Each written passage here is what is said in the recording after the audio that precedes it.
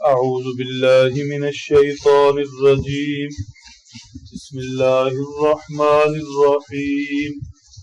وأتموا الحج والعمرة لله فإن أحصرتم فما استيسر من الهدي ولا تحلقوا رؤوسكم حتى يبلغ الهدي محله فمن كان منكم مريضا أو به أذى من رأسه ففدية من صيام أو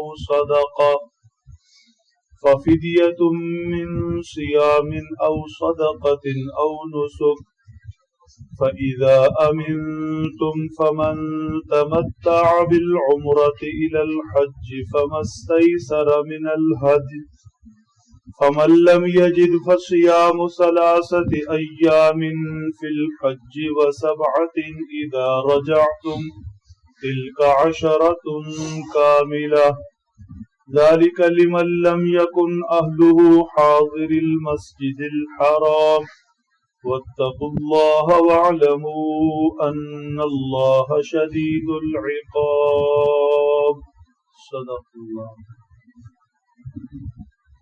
حج و عمرہ کے متعلق چند مسائل ذکر ہو رہے ہیں. جب کوئی شخص حج یا عمرہ کا احرام باندھ لے تو اس کے لیے حج اور عمرہ کو پورا کرنا لازم ہو جاتا ہے. حج و عمرہ کے ارکان پورے کرے پھر احرام کھولے. اس سے پہلے کسی صورت بھی احرام کھولنے کی اجازت نہیں. البتہ فَإِنْ أُحْصِرْتُمْ ارشاد فرمایا اگر تم روک دیے جاؤ، مطلب یہ ہے کہ حج اور عمرہ کے لیے احرام باندھا، سفر شروع کیا، کوئی رکاوٹ بن گئی، رستے میں کوئی لڑائی، کوئی چوری ڈاکہ، کوئی دشمن کی طرف سے رکاوٹ، سفری آج کل کے جو حالات ہیں، کوئی پاسپورٹ کا معاملہ بن گیا یا کوئی ایسی چیز جو رکاوٹ بن گئی اور اب حرم میں پہنچنا ممکن نہیں. ایسی رکاوٹ کی صورت میں فرمایا مسئلہ یہ ہے کہ کسی شخص کے ذمے یہ لگائے کہ وہاں جا کر اس کی طرف سے قربانی دے دے. دن مقرر ہو، وقت مقرر ہو،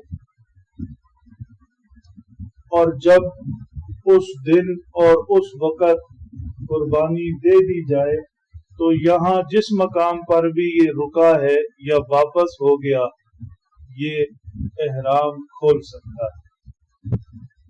یہ گویا کہ وہاں جا کر قربانی پہنچانا اس کا بدل ہو گیا جو اس نے احرام کھولا ہے. اسے کتابی زبان میں دم احصار کہتے ہیں. دوسرا مسئلہ یہ ذکر فرمایا فمن کان منکم مریضا او به اذى. حج اور عمرہ کے احرام کے مسائل ہیں. بہت سی چیزوں میں رکاوٹیں ہیں جو احرام کی حالت میں نہیں ہو سکتی. ان میں سے ایک سر کو مڈانا بھی ہے. مسئلہ یہاں یہ ذکر ہے کہ اگر کسی شخص کو کوئی ایسی بیماری لاحق ہو گئی، سر میں جوئیں پڑ گئی، خارش ہو گئی، کوئی اور ایسی سر درد کی تکلیف شروع ہو گئی کہ اس کے لیے سر پر بال رکھنا ممکن نہیں رہا، سر مڈانا ہی پڑے گا، تو فرمایا ایسی مجبوری کی شکل میں احرام کی حالت میں ہی سر مڈا سکتا ہے. البتہ یہ ہے کہ بدلے کے طور پر 3 چیزوں میں سے ایک کرنی پڑے گی.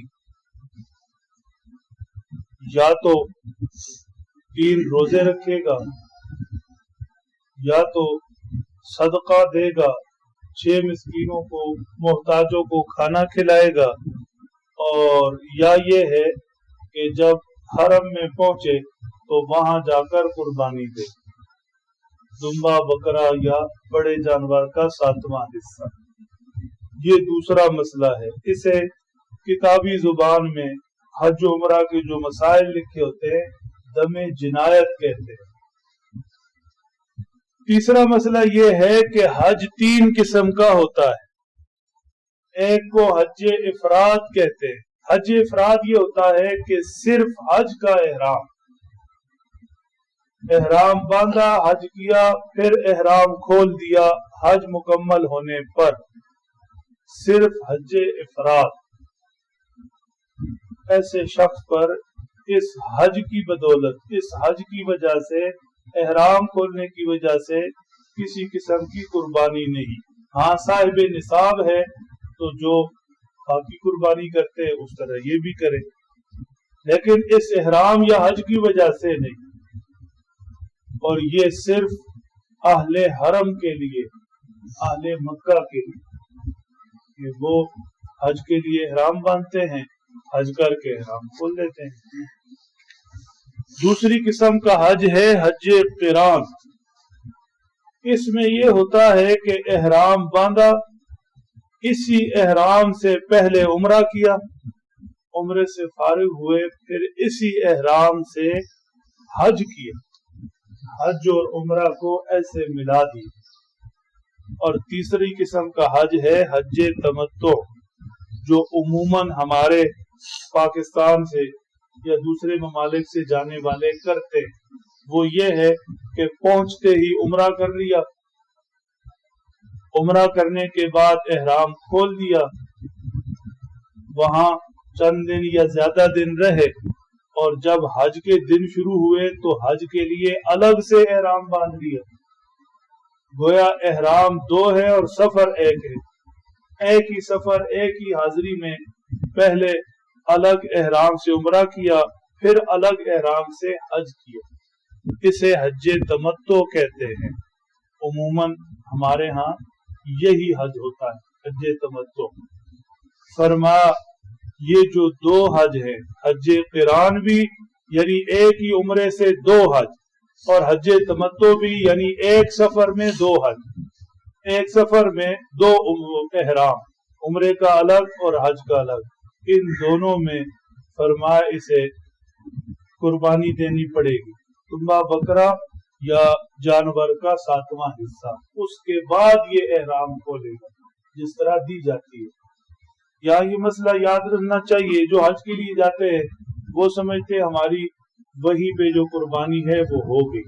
वो कुर्बानी अलग है, वो कुर्बानी है एहराम खोलने के लिए, उस एहराम से निकलने के लिए। जो कुर्बानी वाजिब होती है वो अलग से, अपने मकाम पर करे या वहां पर करे, वो कुर्बानी अलग से। फरमाया अगर कोई शख्स वहां एहराम खोलने से पहले ये कुर्बानी न दे सके तो उसके लिए ये सूरत है कि वो 3 रोजे अय्यामे हज में रखे, यानी 7, 8, 9 ज़िलहिज्जा, और 7 रोजे वो एहराम खोलने के बाद चाहे अपने मुल्क आकर रखे चाहे वहीं पर रख ले। ये 10 रोजे उस शख्स के लिए है कि जो हज तमत्तु करता है या हज क़िरान करता है लेकिन कुर्बानी नहीं दे सकता, उसे 10 रोजे रखने पड़ेंगे। ये 3 मसाइल जिक्र करने के बाद आखिर में अल्लाह जल्ल शानहू नसीहत फरमाते हैं, वत्तकुल्लाह, अल्लाह से डरो, वालमू अन्नल्लाह शदीदुल इक़ाब। ये नहीं कि एहराम बांधा, हज किया, मुबारकबाद मुबारकबाद मुबारकबाद, अब गुनाहों से पाक साफ सीधे जन्नती हो गए, ऐसा नहीं। वहां जाकर कदम कदम पर एहतियात है, कदम कदम पर अदब है। इसलिए मसाइल सीखो, इसलिए पहले ये जानो कि हज क्या होता है, एहराम क्या होता है, बैतुल्लाह शरीफ क्या है, वहां रहकर क्या करना है और कैसे रहना है, ये सारा कुछ सीखो और फिर हज और उम्रा की सादत हासिल करो। ایسے نہ ہو کہ اپنی طرف سے تو نیکی ہو رہی ہے کہ حج ہو رہا ہے اور عمرہ ہو رہا ہے، اور وہاں جا کر نہ مسائل کا پتہ ہو، نہ وہاں کے رہن سہن کے آداب کا پتہ ہو، اور الٹا اللہ کی گرفت میں آ جاؤ۔ اس لیے حج و عمرہ کے مسائل ذکر کرنے کے بعد آخر میں نصیحت فرمائی، اللہ سے ڈرو، اللہ کی پکڑ بڑی سخت ہے۔ اس لیے حج ہو یا کوئی بھی عبادت ہے، اسے سیکھ کر کرنا ضروری ہے، اپنے طور پر کرتا رہے، اور ممکن ہے کہ وہ کوئی ایسا طریقہ کر رہا ہے کہ وہ بجائے ثواب کے عذاب کو مارا ہے۔ اللہ سمجھ دے، عمل کی توفیق۔